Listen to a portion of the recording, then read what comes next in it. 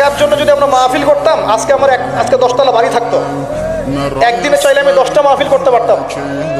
টাকার জন্য যদি আমরা কাজ করতাম, দিনের কাজ, তাহলে আমার নামে শত শত বিঘা জমি থাকতো। আমি আল্লাহর বান্দা, আল্লাহর জমিনে বেঁচে আছি কারাগারের জীবনে। আমার 100 কোনো জমি নাই পৃথিবীতে, 100 কোনো। আল্লাহর কসম করে বলতেছি, আমার দুইটা পরিবার ভাড়া থাকি আমরা। প্রত্যেক মাসে ভাড়ার টাকা গুনতে হয় আমাদেরকে।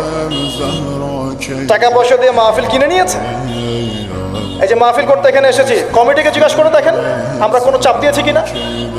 আমরা কেন বলবো যে আমাদেরকে 20 দিতে হবে, 30 দিতে হবে? কমিটি আমাদেরকে বলে ভাই কত হলে আপনি আসতে পারবেন, আপনার যাতায়াত খরচ কত হলে আপনি আসতে পারবেন, তারাই তো আমাদেরকে বলে। আমরা কেন বলতে চাবো? আর তাদের যাতায়াতের কষ্ট আছে না, এই কস্টিংগুলো দেখবে না তারা? এখানে সবচেয়ে ন্যাক্কারজনক হচ্ছে যে মার খেয়েছে, যে জুলুমের শিকার হয়েছে, তাদের বিরুদ্ধে সাংবাদিকরা কলম ধরেছে। আশ্চর্য। অথচ একটা ন্যাশনাল নিউজ করতে হলে, কিছু প্রচার করতে হলে পক্ষে বিপক্ষে দুজনে কথা শুনতে হবে কিনা?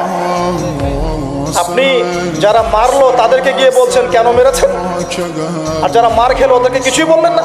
আমাদের নাম্বার ফেসবুকে available, WhatsApp number available, phone করে তো বলতে পারতেন যে ভাই আসলে কি হয়েছিল ঘটনা। তার মানে বোঝা যায় এর পিছনে একটা গভীর ষড়যন্ত্র আছে। ষড়যন্ত্র 1 নাম্বার, আলেম ওলামাদের অবস্থা কিন্তু দেশে ভালো নয়। ষড়যন্ত্র 1 নাম্বার।